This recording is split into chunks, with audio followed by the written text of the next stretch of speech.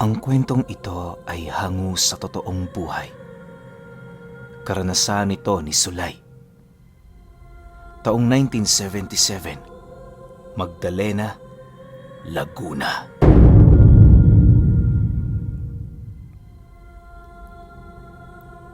Itong mga panahong ito, kasalukuyang mananabong itong si Sulay. Yun lamang ang kanyang pinagkakaabalahan noon, gawa ng sa pananabong ng manok, madali lang ang pera. Kapag nanalo, doble-doble ang makukuha mo. Di hamak na mas malaki sa sinasahod sa kahit na sinong empleyado. Sa ganoong pamamaraan ng kitaan, hindi na kinakailangan pang magbanat ng buto ni Sulay 8 oras kada araw. Bagaman sangkatutak na paalala ang kanyang tinatanggap sa kanyang lolo, tila bang patuloy pa rin siya sa kanyang ginagawa. Para kay Sulay, hanggat nananalo ang kanyang mga alagang manok, hindi siya titigil sa paglalaro. Isang hapon, pagdating ng kanyang lolo galing sa mumunting pwesto nito sa gulayan, nadatna naman siya nitong naghihimas ng mga isasabong niyang manok. Paglapit nito sa kinaroroonan niya, umupo naman yun sa kanyang tabi habang nagwiwika sa kanya ng, Sa tingin mo, Sulay, matutuwa yung nanay mo kapag bumalik yon at nalaman nitong ikay sa bungero? Imbis na subukan mong magbago at mamuhay ng normal, kagaya ng karamihan dito, bakit yan pa rin ang landas na tinatahak mo? Mula ngayon, Sulay, babawiin ko na ang ibinigay ko sa'yo noong bata ka pa. Pakiramdam ko, yan ang nagbibigay ng impluensya sa'yo para ipagpatuloy ang ganyang trabaho. matapos nitong makapagsalita, bigla naman yung umihip sa mga palad nito, sabay hawak sa kanyang balikat. Makalipas lamang ang ilang minuto, laking gulat na lamang ni Sulay nang masipat niyang may nakuha ang kanyang lolo na animoy isang matigas na bagay sa pinaghawakan nito. Dali-dali naman yung itinago ng matanda sa isang puting tela na parabang ayaw itong ipakita sa kanya. Maya-maya pa, nang wala na silang napag-uusapan, agad naman yung nagpaalam sa kanya na papasok na sa bahay nila.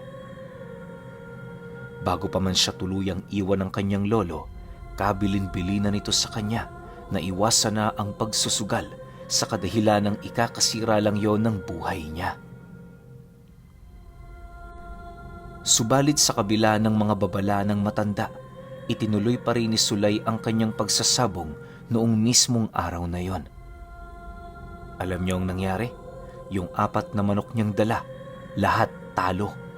Ultimo yung pinagtayaan niya sa ibang tao, talo rin. Halos yung 2 buwan niyang ipong pera, naglaho na lamang na parang bula. Susubukan niya pa sanang umutang noon pero hindi na siya pinahiram ng kanyang kakilala. Sa kadahilanang napakamalas nga niya noon. Dahil sa pangyayari, minabuti na lamang ni Sulay na umuwi habang patuloy na iniisip kung papaano siya makakabawi. Pagdating niya sa kanilang pamamahay, bumungad ang lolo niyang kanina pa sa kanyang naghihintay. Paglapit niya sa kinaroroonan nito, bigla naman itong tinapik ang kanyang balikat habang inilalahad sa kanya na wala na siyang swerte pagdating sa ganoong uri ng sugal. Matapos naman yung marinig ni Sulay, agad namang nandilim noon ang kanyang paningin, gawa ng sa isip-isip niya, hindi naman ito propeta. Wala itong kontrol sa kung anumang mangyayari sa hinaharap, lalo pat tanging ang ama lamang ang nakakaalam ng mga bagay-bagay. Nang mapansin naman ng lolo niya ang animoy pagkairita niya, ngumisi lang naman ito habang nagwiwika ng, Alam mo, Sulay, wala akong kakayahang makasilay ng hinaharap. Pero ang kinuha ko sa iyo, sapat na para pagbasehan kung ano ang mangyayari. Ayaw mong maniwala? Bahala ka. Malaya kang gawin ang mga bagay na nais mo. Ang sa akin lang naman hanggat maaga pa, subukan mong magbago. Nang marinig naman ni Sulay ang sinabi nito, pinili na lamang niyang manahimik sa kadahilanang unti-unti na niyang hindi nakokontrol ang kanyang galit. Lumipas pa ang mga araw, madalang ang pag-uwi ni Sulay sa kanila. Araw-araw siya noong hinihintay ng lolo niya, ngunit tila bang wala siyang pakialam rito. Lubos naman yung nauunawaan ng kanyang lolo, gawa ng magmula pagkabata ni Sulay, hindi ito nagabayan ng totoong mga magulang nito. 3 araw pa lamang kasi matapos siya noong ipanganak, iniwan na siya ng kanyang ama't ina. Nagkaroon kasi ng sigalot sa kanilang mga pamilya at ang tanging paraan lamang para matahimik ang mga ito, iwan si Sulay sa kanyang lolo. 2 linggo ang lumipas, doon pa lamang nagkaroon si Sulay ng panahon para umuwi sa kanilang tahanan. Pagsilay naman ng lolo niya sa kanyang kalagayan, hindi naman ito maiwasang mag-alala, gawa ng bukod sa nasipat siya nitong naninigarilyo, ramdam din ito ang kakaibang bakas ng presensya sa katawan niya. Paglapit naman ni Sulay sa kinaroroonan ng matanda, bigla naman siya nitong hinataw ng walis tambo habang paulit-ulit na pinagsasabihan. Hindi naman niya noon nagawang makalaban, gawa ng alam din niya sa kanyang sarili na nagkamali siya. Sa pagpapatuloy ng kanilang pag-uusap, doon na pag-alaman ng matanda kung ano ang ginawa ng kanyang apo sa loob ng 2 linggo. Ayon dito, kaya hindi yun nakauwi, gawa ng nagtatrabaho yun bilang katulong sa isa sa may malaking alagaan ng panabong na manok sa lugar nila. Ipinagmalaki pa noon ni Sulay, may sapat na siyang perang naipon para bumalik sa sabungan. Dagdag pa nito na sa pagkakataong yon, sisiguraduhin na niyang mananalo siya, lalo pat tataya lang naman siya. Nang marinig naman yon ng lolo niya, muli nitong inulit na kahit anong gawin niya, hindi na talaga siya mananalo. Matapos naman niyang marinig ang sinabi nito, dali-dali naman siyang pumasok sa kanilang tahanan para maligo at maghanda. Kinahapunan, pagdating niya sa sabungan, agad naman siyang nagtaya sa pinakaunang manok na nakita niyang liyamado sa kalaban. Dahil sa lamang ng manok na tinayaan niya noon, kaya na may kalahati sa kanyang ipon, itinaya niya rito. Subalit, sa pag-uumpisa ng sabong, 2 sagupaan pa lang, nangisay na ito. Gulat na gulat noon si Sulay sa kadahilan ng karamihan sa mga taong naroon nakataya sa manok na yon. Noong una, inakala niyang tsamba, kaya ang ginawa niya, umulit pa siya. Bale, pakunti-kunti na lamang noon ang taya niya, ngunit para talaga siyang binabahay ng kamalasan. Dahil sa hindi manalo-nalo ang manok na kanyang tinatayaan, kung kaya't kapag nakakapili na si Sulay ng pagpupustahan, sa kabilang parte tumataya ang mga taong malapit sa kanya. Kagaya ng inaasahan, hindi pa man umaabot ng 5 oras, wala na siyang pera. Yung mga katabi niya, tuwang-tuwa gawa ng kapag tumataya siya, animoy alam na ng mga ito kung aling manok ang mananalo. Makalipas pa ang ilang minuto, may lumapit kay Sulay na isang matabang lalaki na nag-aalok ng pautang sa mga talunan. Nang marinig naman niya ang alok nito, walang pagdadalawang isip naman siya doong umutang sa pagbabaka sakaling makabawi pa. Pinaunlakan naman siya ng lalaking yon na parabang kahit unang beses pa lamang silang magkita, may tiwala na yon sa kanya. Sa loob ng ilang oras, nakautang itong si Sulay na halos humigit 10,000. Lahat ng mga inutang niya rito, puro talo. Dahil sa pangyayaring yon, muli na naman siyang namroblema sa kadahilan ng hindi niya alam kung saan pupulutin ang pambayad dito. Upang makaalis sa sabungan ng hindi nasasaktan, sinubukan niyang kausapin ng lalaki. Nangako naman siya ditong magbabayad pagkaraan ng ilang buwan, kaya na may ayon sa kanya, huwag itong mag-isip na tatakasan niya ang mga utang niya. Para makasiguro na nagsasabi siya ng totoo, inilahad niya dito kung saang lugar siya nakatira. Binigay niya rin ang mga detalye niya sa lalaki nang sa gayoy mapanatag ito. Matapos namang marinig ng lalaki ang kanyang mga sinabi, ngumiti lang naman ito sa kanya habang seryosong sumasagot ng, Hindi naman mahalaga ang pera. Ang importante, buo yung tiwala. Kampante kitang pinahiram, kaibigan. Alam mo naman siguro kung ano-ano ang mga batas sa utang. Sige na, umuwi ka na. Bibisitahin kita pagkaraan ng 1 buwan. Huwag ka na din muna ditong bumalik, ha? Baka matukso ka na naman. Nang marinig naman yon ni Sulay, labis-labis naman ang kanyang pasasalamat sa lalaki. Sa pag-alis niya sa lugar na yon, naramdaman niya pa ang mga palad nito na tumapik sa likod niya. Inakala niyang ordinaryo na itong gawain ng lalaki kung kaya't hindi naman niya yon gaanong binigyan ng pansin. Subalit, pagbalik niya noon sa kanilang tahanan, laking gulat na lamang niya nang hindi pa man siya nakakapasok sa bahay nila, sinalubong na siya ng lolo niya. Paghawak nito sa kanyang likod, bigla naman yung napamura na para bang meron yung natuklasang kakaiba. Pagtitigan nilang dalawa, agad naman siya nitong tinanong kung bakit meron siyang marka ng aswang sa likod niya. Matapos naman yung marinig ni Sulay, halos hindi naman siya noon naniwala, subalit nang ipakita yon ng lolo niya sa pamamagitan ng salamin nitong hawak, doon niya nasilayan ang kulay lilang marka ng kamay sa kanyang balat na animoy hindi basta-bastang nakikita kapag gagamitan ng ordinaryong salamin.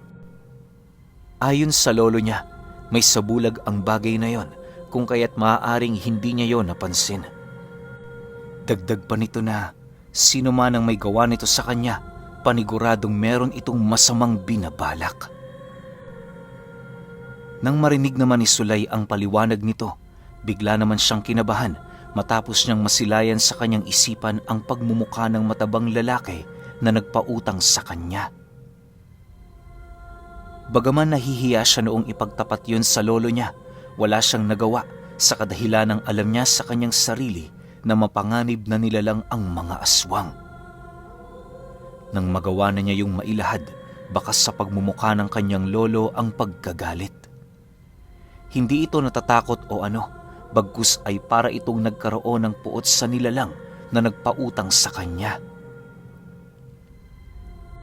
Makalipas pa ang ilang minutong pag-uusap nila, mismong ang lolo niya na ang nagkumpirma na kilala nito ang matabang lalaking sinasabi niya.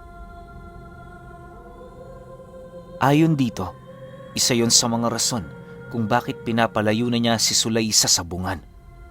Bukod kasi sa pugad yon ng mga aswang, doon din nagkakaroon ng pagkakataon ang mga nilalang na pasukin ang tahanan ng mga sabungerong nangutang sa kanila. Sa pamamagitan ng pagpapautang, nagkakaroon sila ng pahintulot sa mga ito na umatake sa kanilang mga tahanan nang hindi nito nalalaman. Hindi talaga mahalaga para sa mga nilalang ang pera, bagkus ay ginagamit lang nila ito para manukso. Dagdag pa ng lolo niya na dahil sa markang tinanggap ni Sulay, hindi malabong bumisita ang mga ito sa kanilang lugar. Upang makaiwas sa anumang hindi inaasahang pangyayari, inabisuhan siya nitong wag na munang pumunta sa kung saan-saan. Bagaman may pagdududa sa kanyang isipan, minabuti niyang sumunod, lalo pat may nararamdaman din siyang kakaiba sa katawan niya. Kinagabihan noong mismong araw na yon, habang nagpapahinga sila sa sala, bahagya naman silang napatahimik nang makarinig sila ng mga kakaibang huni ng hayop sa labas ng bahay nila. Pagtungtong ng 10:00 ng gabi, bigla namang nagising silang dalawa nang makarinig sila ng 3 alulong ng aso na sunod-sunod. Sa puntong yon, minabuti niyang wag nang matulog, gawa ng pakiramdam niya merong nagbabadyang panganib na malapit ng maganap.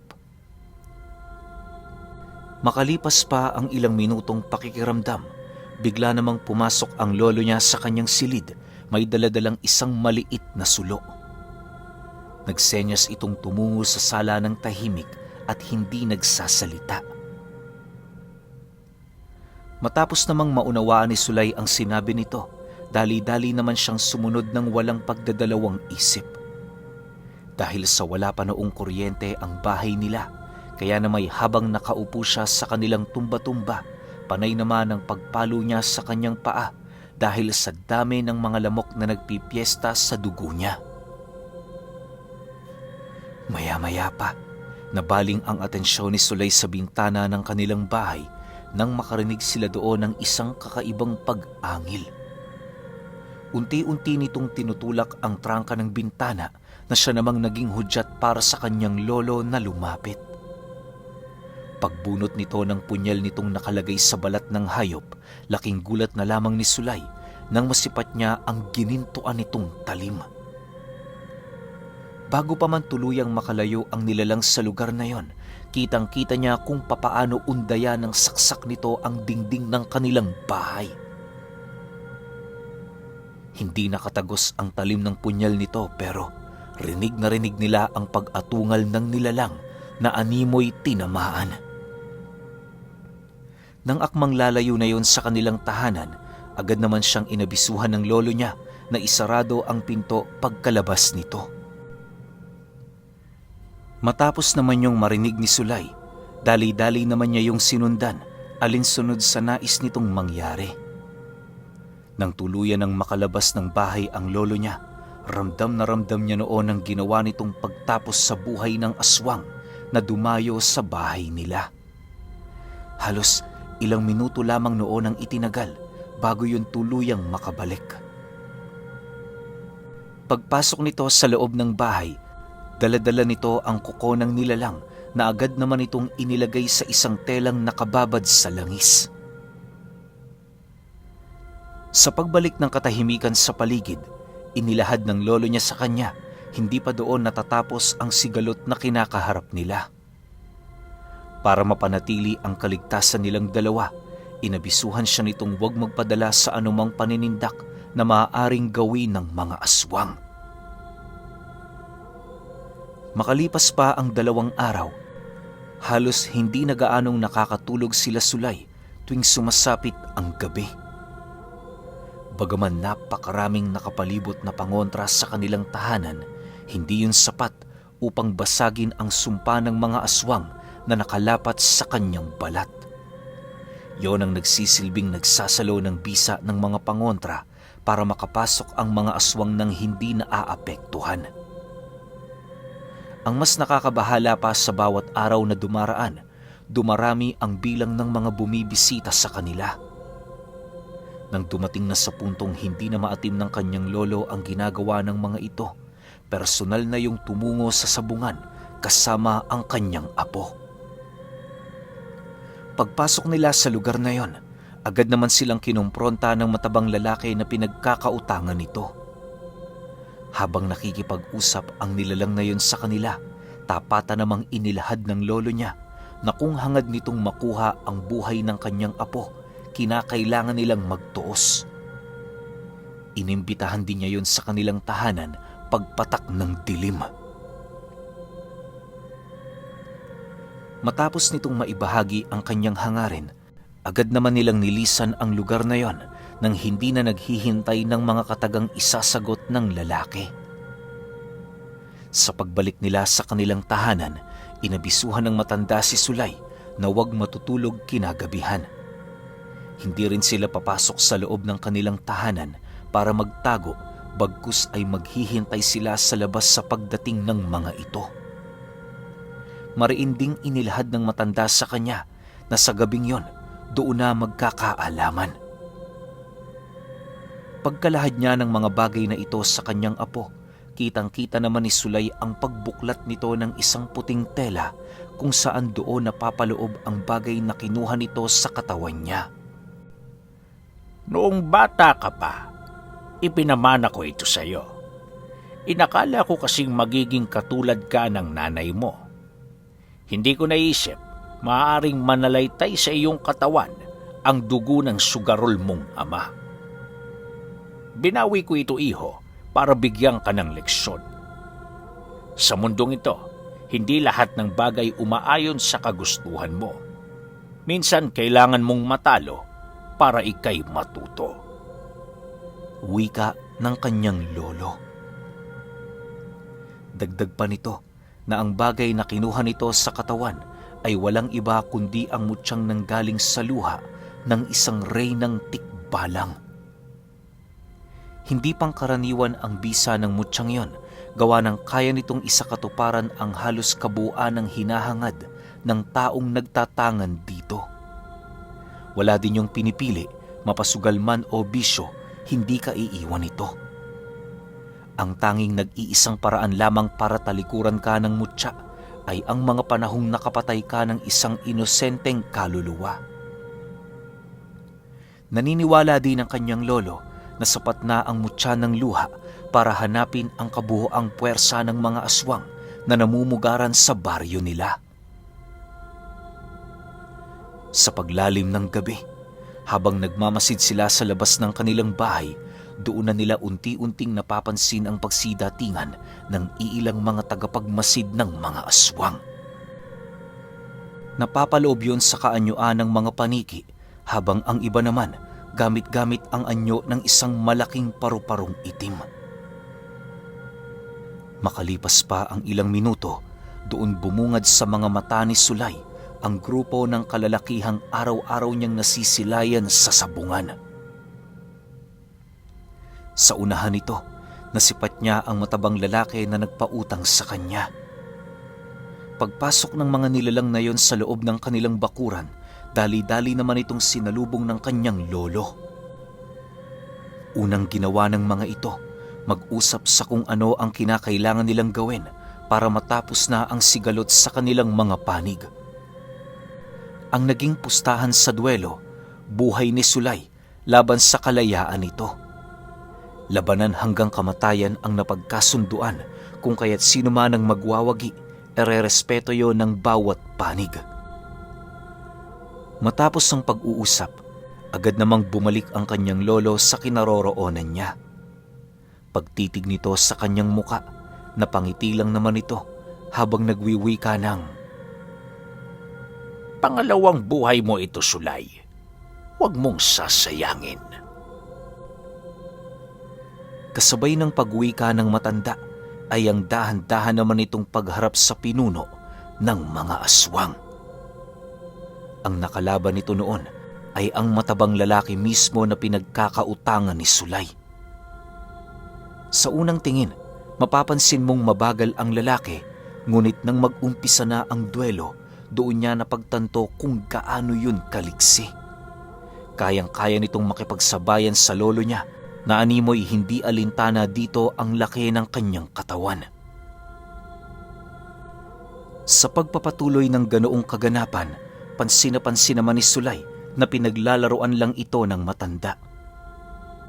Hindi alintana ng lolo niya kung ilang beses man siya nitong sugurin, gawa ng lahat ng pag-atake nito ay nagagawa niyang mailagan.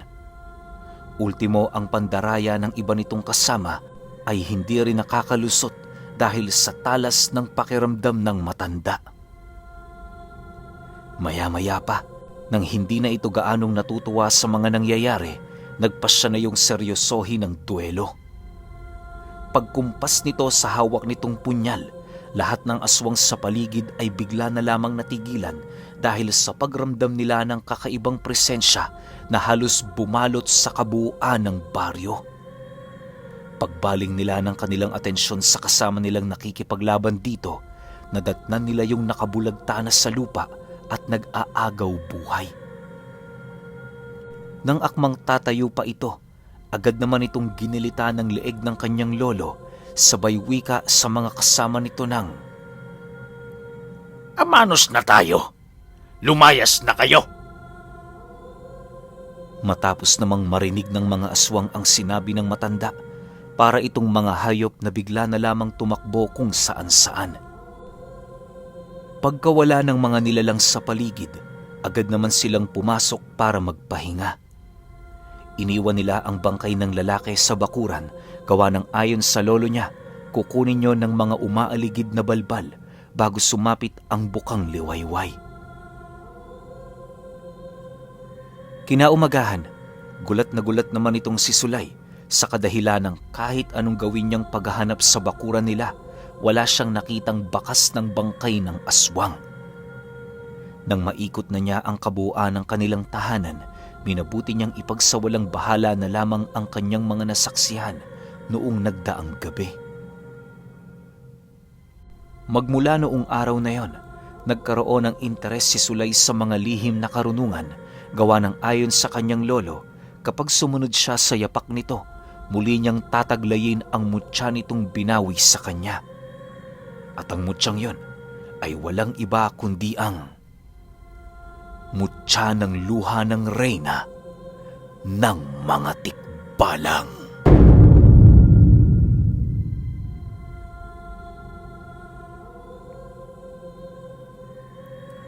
Okay, opinyon ko sa kwento.